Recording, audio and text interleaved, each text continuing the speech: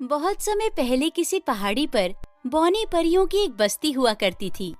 वहाँ रहने वाली परियां बहुत अच्छी थीं और कभी किसी को कोई नुकसान नहीं पहुँचाती थीं। एक दिन निशा परी पृथ्वी के जंगल से फल तोड़कर लौट रही थी। तभी उसकी नजर दो चुड़ैलों पर पड़ती है। दोनों पेड़ के ऊपर बैठकर बात कर रही थीं। मुझे पता लगा है कि सामने वाली पहाड़ी पर ढेर सारी बौनी परियां रहती हैं। बौनी परियों का मांस बहुत ही स्वादिष्ट होता है। हाँ, इस बारे में मैंने भी सुना है। मैं तो कहती हूँ हमें पहाड़ी पर जाकर उन सभी बौनी परियों को पकड़कर अपनी गुफा में ले जाना चाहिए। उसके बाद हम दोनों रोज एक बौनी परी को मारकर खाया करेंगे। ठीक है, हम आज शाम ही पहाड़ी पर जाकर सभी परियों को पकड़ लेंगे। उसके बाद दोनों चुड़ैल वहाँ से चली जाती हैं।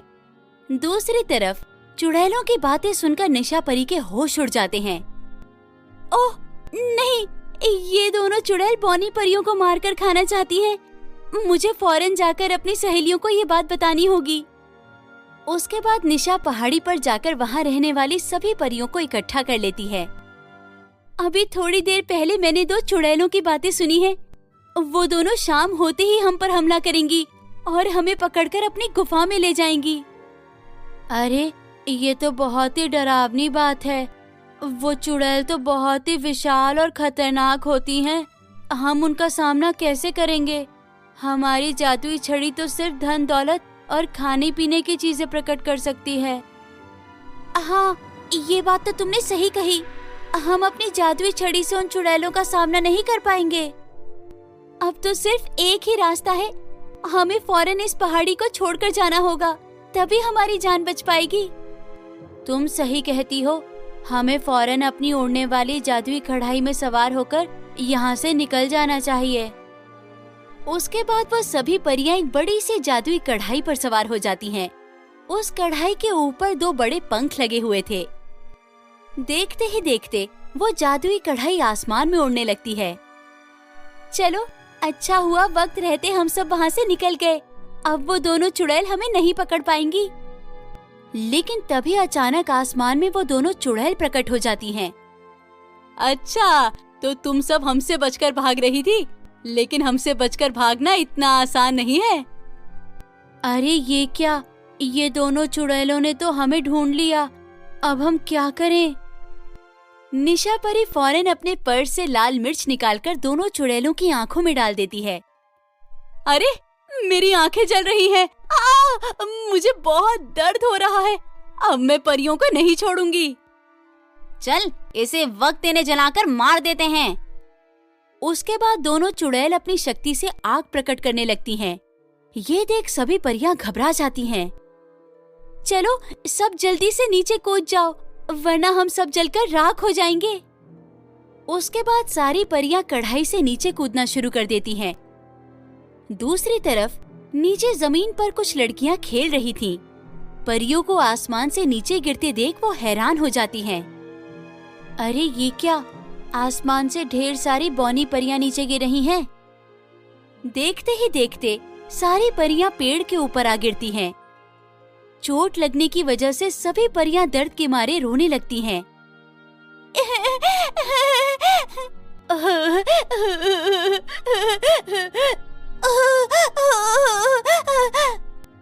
लेकिन तभी वहाँ उन परियों का पीछा करते हुए दोनों चुड़ैल पहुँच जाती हैं। तुम सब चाहे जितनी भी कोशिश कर लो, हमसे नहीं बचने वाली। चलो, इन सभी को पकड़कर अपनी गुफा में ले चलते हैं। अरे ये क्या, ये दोनों दुष्ट चुड़ैल इन बेचारी परियों को पकड़ना चाहती हैं। चलो, परियों को बचाते हैं। उसके बाद वो सभी लड़कियां चुड़ैलों के सामने पहुंचकर उन्हें धमकी देने लगती हैं। अगर तुम दोनों अपनी भलाई चाहती हो तो यहाँ से भाग जाओ, वरना तुम दोनों का अंजाम बहुत बुरा होगा। तुम मामूली लड़कियां हमें धमकी दे रही हो? ठहर जाओ, अब तुम में से कोई नहीं बचेगा। देखो, ये गांव तांत्रिकों का है। हम काला जादू करने में माहिर हैं। तुम दोनों चुपचाप यहाँ से चली जाओ, वरना तुम दोनों को कड़ी सजा मिलेगी। लेकिन चुड़ैलों को इन बातों से कोई फर्क नहीं पड़ता और वो दोनों लड़कियों पर हमला कर देती हैं। लगता है इन दोनों को सबक सिखाना ही पड़ेगा। उसके बाद वो लड़कियां मंत्र पढ़कर दोनों चुड़ैलों को रस्सी से बांध देती हैं और डंडे से उन दोनों की पिटाई करने लगती हैं। हाय, मर गई रे, मेरा सर फूट गया, अरे कोई बचाओ मुझे। इन दोनों की पिटाई करके बेकार में हम अपना समय बर्बाद कर रही हैं। चलो इन्हें जान से मार देते हैं। नहीं नहीं, हमारी जान बख्श दो, हमसे भूल हो गई, हम दोबारा किसी को परेशान नहीं करेंगे, मेहरबानी करके हमें जाने दो। लेकिन वो लड़कियां चुड़ैलों की एक नहीं सुनती और मंत्र पढ़कर दोनों चुड़ैलों को जलाकर राख कर देती हैं। ये देख सभी बौनी परियां बहुत खुश होती हैं और उन लड़कियों का शुक्रिया अदा करने लगती हैं। उसके बाद निशा और उसकी सहेलियां अपनी जादुई छड़ी की शक्ति से ढेर सारी दौलत प्रकट कर उन सभी लड़कियों को अमीर बना देती है। उसके बाद निशा अपनी सहेलियों के साथ वापस पहाड़ी में जाकर हंसी खुशी रहने लगती है। बहुत समय पहले आसमान में बादलों की रानी रहा करती थी। वो अपने जादुई बादलों की शक्ति से किसी भी चीज को प्रकट कर सकती थी। बादलों की रानी बहुत दयालु थी। जब भी उसे धरती पर कोई मुसीबत में दिखाई देता तो वो फौरन उसकी मदद किया करती थी। इसी तरह एक दिन बादलों की रानी की नजर आनंदपुर नाम के गांव पर पड़ती है। उस गांव के लोग बहुत गरीब थे और बड़ी मुश्किल से उनका गुजारा होता था। दूसरी तरफ गांव का लालची जमींदार गांव वालों पर बहुत अत्याचार करता था। अरे कामचोरों, जल्दी जल्दी काम करो, अगर शाम तक ये सारा काम खत्म नहीं हुआ तो मैं तुम सबकी खाल खिंचवा लूंगा। जमींदार साहब, मेरे पिता बहुत बूढ़े हैं, इनसे ज्यादा काम नहीं किया जाता, दया करके आप इन्हें घर जाने दीजिए। ये सब मुझसे कर्ज लेने से पहले सोचना चाहिए था। ए लड़की, मेरे अंदर दया भावना बिल्कुल नहीं है, मैं बहुत ही जालिम हूँ, इसीलिए अपनी बकवास बंद कर और चुपचाप काम कर। सच में तुम बहुत बुरे हो, देख लेना तुम्हें तो नरक में भी जगह नहीं मिलेगी। लगता है तुम सबने आज पिटने का मन बना लिया है। ठहरो, मैं अभी तुम सबकी इच्छा पूरी करता हूँ। उसके बाद जमींदार सभी लोगों की पिटाई करते हुए उन्हें अधमरा कर देता है। अगर आज के बाद तुम में से किसी ने भी जुबान चलाई तो मैं कैंची से उसकी जुबान काट लूंगा। चलो चुपचाप काम करो। उधर ये सारी घटना देख बादलों की रानी को बेचारे गांव वालों पर बहुत तरस आता है और वो उनकी मदद करने का फैसला करती है। फिर सारा काम खत्म होने के बाद जब गांव वाले अपने घर की ओर लौट रहे थे तब बादलों की रानी ढेर सारे बादल प्रकट कर देती है और देखते ही देखते वो सारे बादलों से सुनहरे लहंगों की बारिश होने लगती है। ये नजारा देख गांव वालों की आंखें फटी की फटी रह जाती हैं। थोड़ी सी देर में सारे लहंगे जमीन पर आ जाते हैं। अरे, ये तो सोने के लहंगे हैं। आखिर आसमान से इतने सारे लहंगे नीचे कैसे गिरे? सोने के लहंगे मिलने से हमारी गरीबी दूर हो जाएगी। चलो सब लहंगे उठाकर अपने घर ले चलते हैं।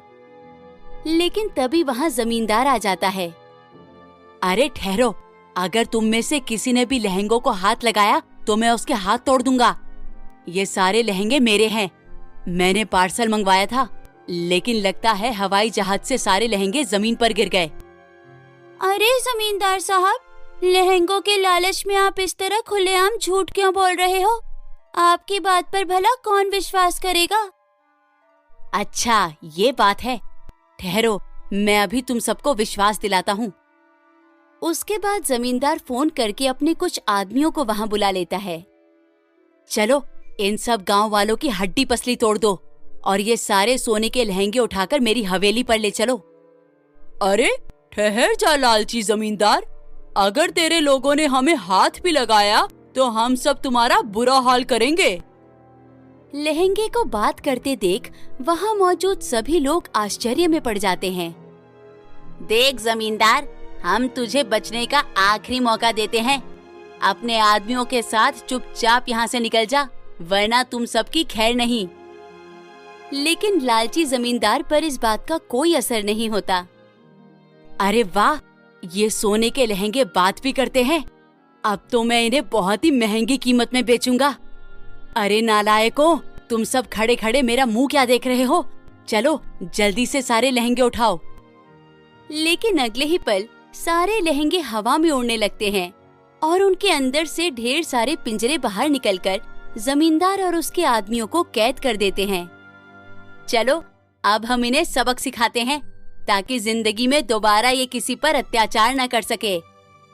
उसके बाद उन सभी लहंगों के अंदर से लोहे की छड़ी बाहर निकलकर पिंजरे के अंदर कैद जमींदार और उसके लोगों को बिजली के झटके देने लगती है। हाय, मर गया रे, कोई बचाओ मुझे, मैं ये बिजली के झटके बर्दाश्त नहीं कर सकता। अरे कोई मुझे यहाँ से बाहर निकालो। देखते ही देखते जमींदार और उसके आदमियों की हालत खराब हो जाती है और वो सभी घुटनों पर आकर जादुई लहंगों से माफी मांगने लगते हैं, लेकिन उन्हें माफी नहीं मिलती और जादुई लहंगे उन सारे पिंजरों को हवा में उड़ाते हुए दूर जंगल में ले जाकर पटक देते हैं। फिर वापस गांव आकर जादुई लहंगे गांव वालों के लिए ढेर सारा अनाज और एक बड़ी सी अलमारी प्रकट कर देते हैं। इस अलमारी के अंदर मौजूद पैसे कभी खत्म नहीं होंगे। तुम लोग जब चाहे तब अलमारी खोलकर अपनी जरूरत के हिसाब से पैसे निकाल सकते हो। हम गरीबों की मदद करने के लिए आप सबका बहुत बहुत शुक्रिया। अरे अभी तो हमारा एक जादू बाकी है, तुम सब लड़कियां हमें पहन लो, हम तुम्हें परियों की तरह खूबसूरत बना देंगे।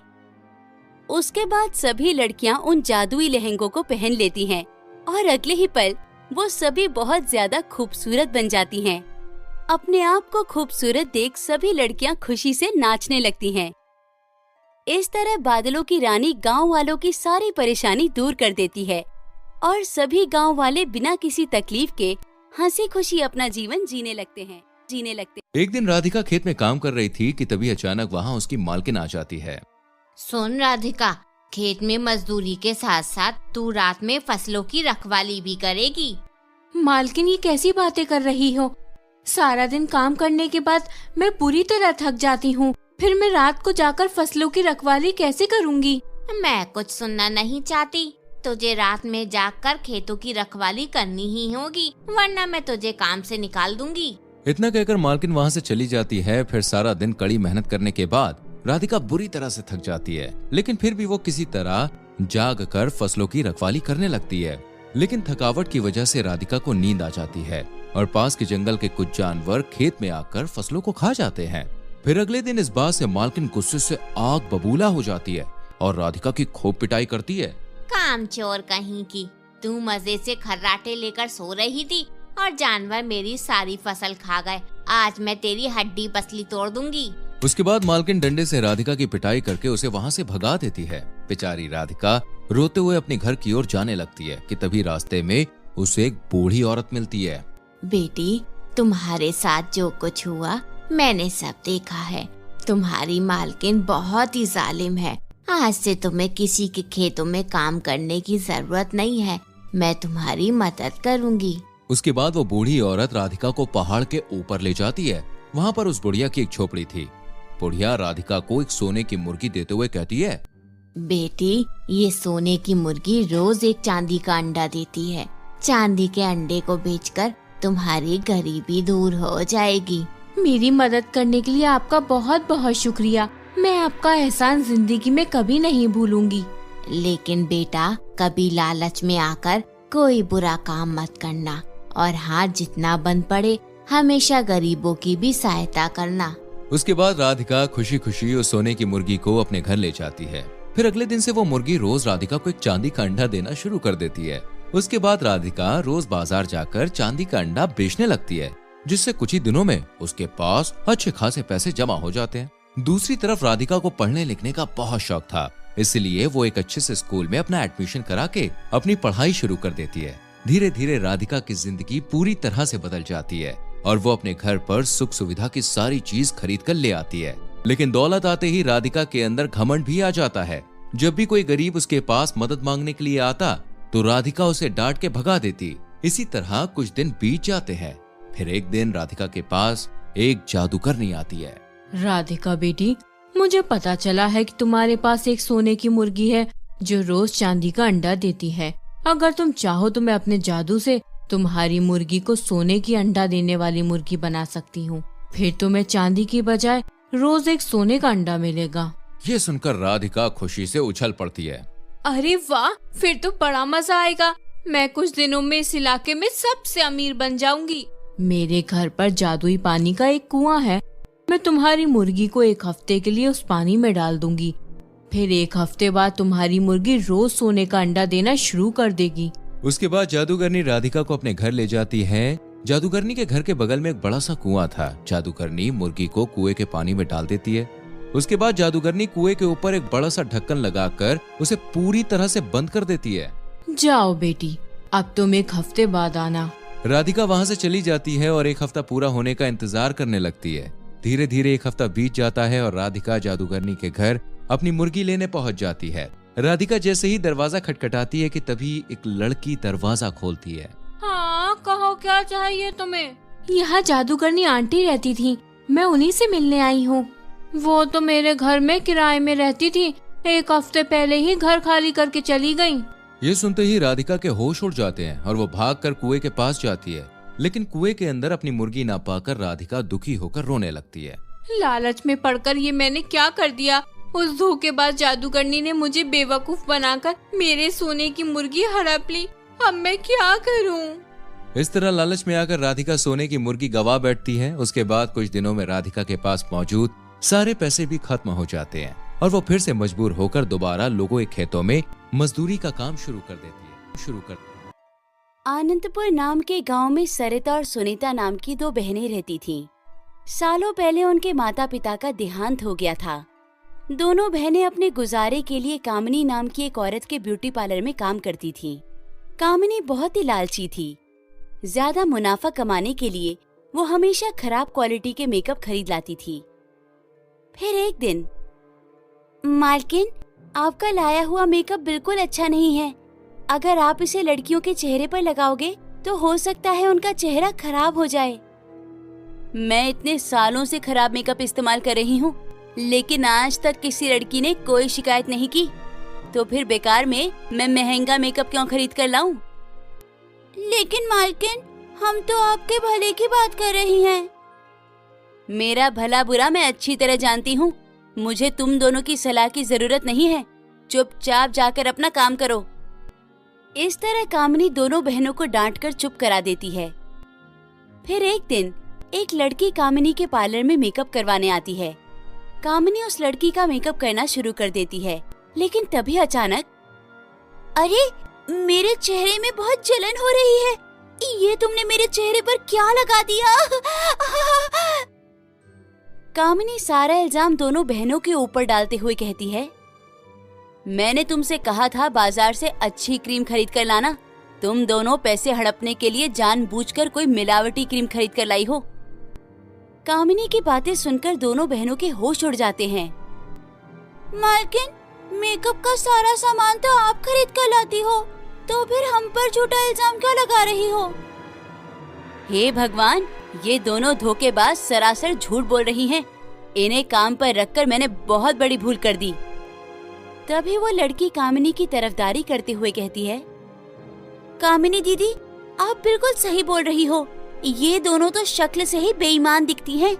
इन्हें इसी वक्त काम से निकाल दीजिए। हाँ, इन दोनों धोखेबाजों को मैं अपने काम में नहीं रख सकती। चलो, तुम दोनों निकलो यहाँ से।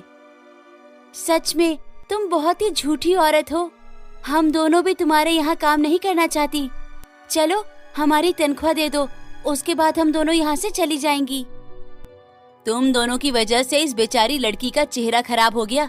ऊपर से तुम दोनों मुझसे पैसे मांग रही हो। तुम दोनों को शर्म आनी चाहिए।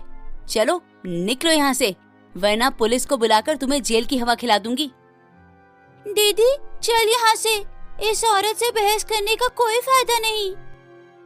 उसके बाद दोनों बहनें दुखी होकर वहाँ से चली जाती हैं। काम छूट जाने की वजह से कुछ ही समय में दोनों बहनों के पास मौजूद सारे पैसे खत्म हो जाते हैं।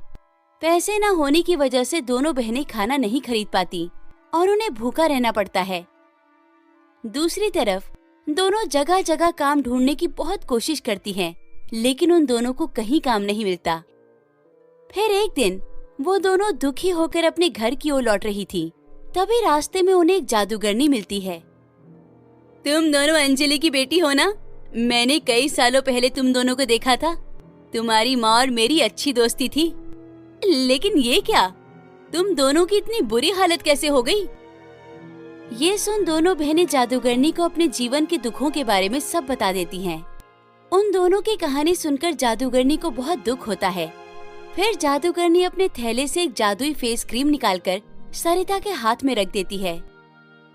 ये मेरी जादुई फेस क्रीम है, चलो तुम दोनों इसे अपने चेहरे पर लगाओ। दोनों बहनें फेस क्रीम अपने चेहरे पर लगाने लगती हैं, लेकिन अगले ही पल उन दोनों के चेहरे में तेज जलन शुरू हो जाती है। मेरे चेहरे में जलन हो रही है, मुझसे दर्द बर्दाश्त नहीं हो रहा। आखिर ये कैसी फेस क्रीम है? इस तरह दोनों बहनें दर्द से रोने लगती हैं।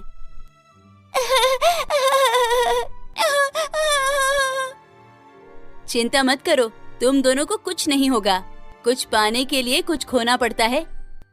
फिर अगले ही पल उन दोनों बहनों की आंखों से निकलने वाले आंसू सोने के आंसू में बदल जाते हैं और थोड़ी ही देर में उन दोनों के चेहरे का दर्द पूरी तरह गायब हो जाता है।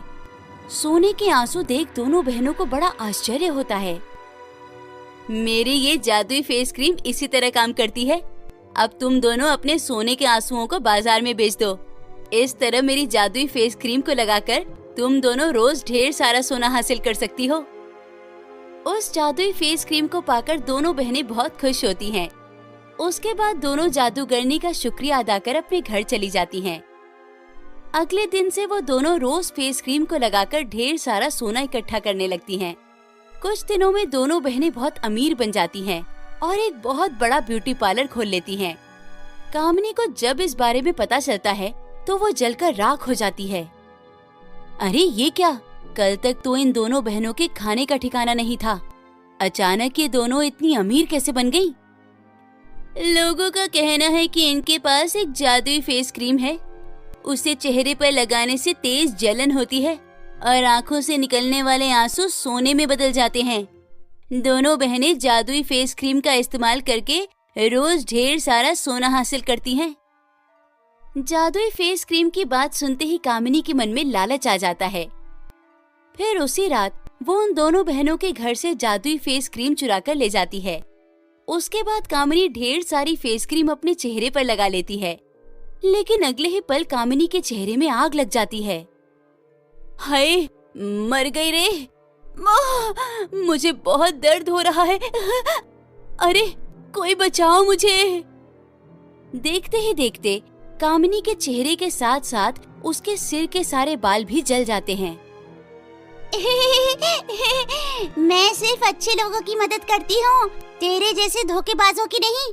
तुझे सजा देकर मुझे बहुत खुशी हो रही है। उसके बाद जादुई फेस क्रीम हवा में उड़ते हुए सुनीता और सरिता के घर पहुँच जाती है। उस दिन की घटना के बाद से कामिनी की अकल ठिकाने आ जाती है और वो पूरी तरह सुधर जाती है।